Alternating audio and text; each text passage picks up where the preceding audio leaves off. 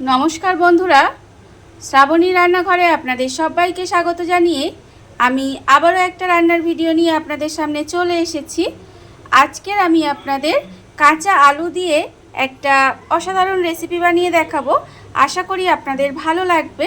তার জন্য কিন্তু আমার পুরো ভিডিওটা আপনাদের দেখতে হবে।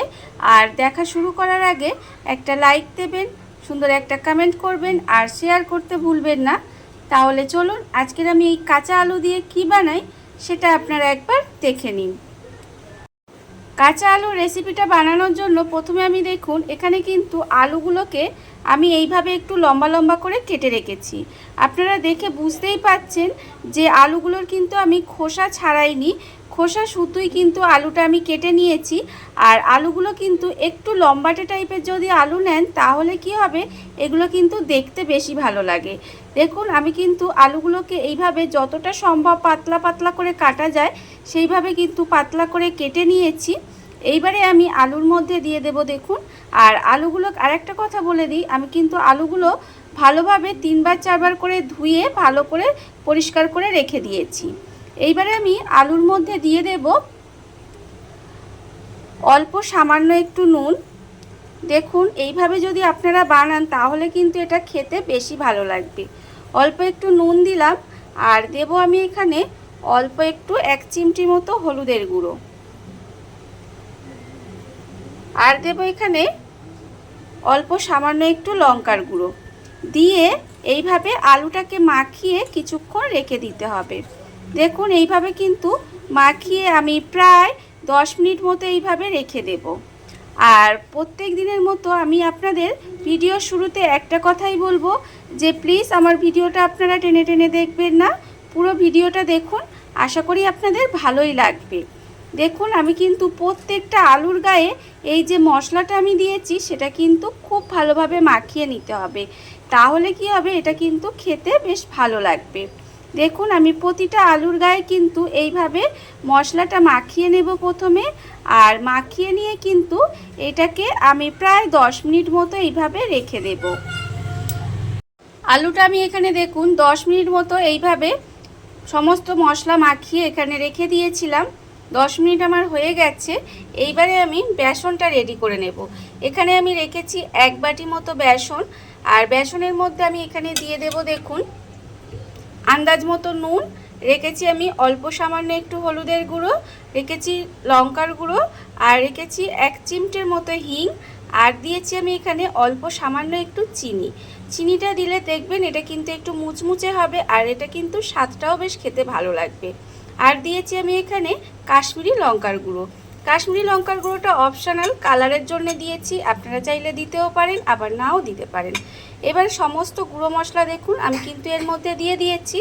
দিয়ে গুঁড়ো মশলাগুলোটা একটু হাত দিয়ে খুব ভালোভাবে প্রথমে মিশিয়ে নেব। সমস্ত গুঁড়ো মশলাগুলো বেসনের মধ্যে এইভাবে একটু হাত দিয়ে মিশিয়ে নিতে হবে। গুঁড়ো মশলাগুলো দেখুন এখানে কিন্তু আমি খুব ভালোভাবে মিশিয়ে নিয়েছি। এইবারে আমি দেব অল্প অল্প জল। এখানে কিন্তু নর্মাল টেম্পারেচারের জলই দিতে হবে। অল্প অল্প জল দিয়ে এই ব্যাটারটা রেডি করে নিতে হবে।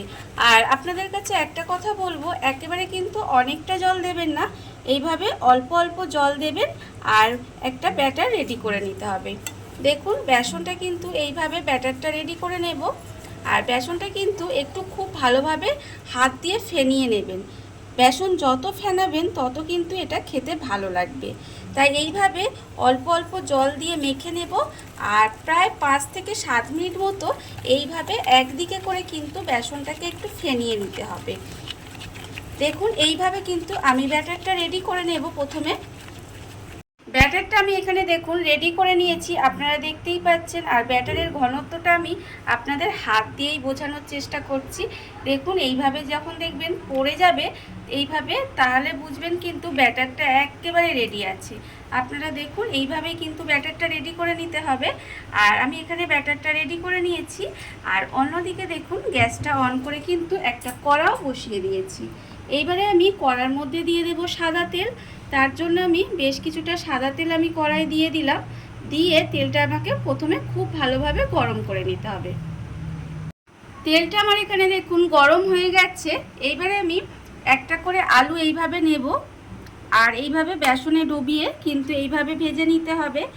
আপনারা কিন্তু এইগুলো খুব সহজে বানিয়ে ফেলতে পারবেন। যখনই কিছু খেতে ইচ্ছা করবে তখন কিন্তু খুব সহজেই এগুলো বানিয়ে আপনারা খেয়ে নিতে পারবেন। দেখুন আমি কিন্তু বেসনে এটা ডুবিয়ে নিলাম, আর এক্সট্রা যে বেসনটা আছে সেটা কিন্তু এইভাবে একটু ঝাড়িয়ে নিতে হবে। ঝাড়িয়ে নিয়ে এবারে আমি এটা তেলের মধ্যে দিয়ে দেব। দেখুন আমি কিন্তু এটা তেলের মধ্যে দিয়ে দিলাম। দিয়ে এইভাবে কিন্তু এইগুলো খুব ভালোভাবে ভেজে নিতে হবে। আর এগুলো কিন্তু একটু লাল লাল করে ভেজে নিতে হবে। আপনারা দেখুন এইভাবে উল্টে পাল্টে একটু লাল করে ভেজে নেব।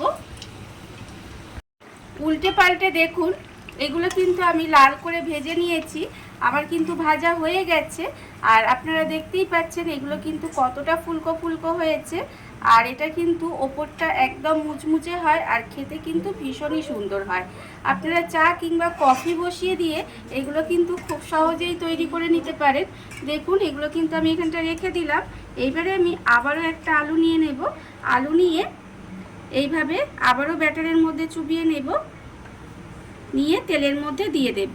ঠিক একইভাবে কিন্তু আমার প্রত্যেকটা আলু এইভাবে ভেজে নিতে হবে। আমরা যেরকম বেগুনি বানাই এটাও কিন্তু আলু নিয়েও বলতে পারেন, আপনারা যাই বলেন না কেন এগুলো কিন্তু খেতে ভীষণই ভালো লাগে। দেখুন আমি কিন্তু আবারও একটা দিয়ে দিয়েছি, আর এইভাবেই কিন্তু প্রত্যেকটা আমি ভেজে নেব। দেখুন বন্ধুরা, বাড়িতে থাকা কত অল্প উপকরণে কত অল্প সময় কত সুন্দর একটা আলুর রেসিপি তৈরি হয়ে গেছে, আপনারা দেখতেই পেলেন। আর এটা কিন্তু খেতে অসম্ভব সুন্দর হয়। এইভাবে আপনারাও একদিন হলেও বাড়িতে বানিয়ে দেখতে পারেন। আর এই ভিডিওটা যদি আপনাদের ভালো লাগে থাকে, আপনারা যদি ফেসবুক থেকে দেখে থাকেন পেজটি ফলো করে দেওয়ার অনুরোধ রইল। আর যদি ইউটিউব থেকে দেখে থাকেন চ্যানেলটি সাবস্ক্রাইব করে নেওয়ার অনুরোধ রইল। তাহলে চলুন ভিডিওটা আমি এখানেই শেষ করছি। আপনারা সবাই ভালো থাকবেন, সুস্থ থাকবেন। আবারও হাজির হব নতুন কোনো রান্না নিয়ে।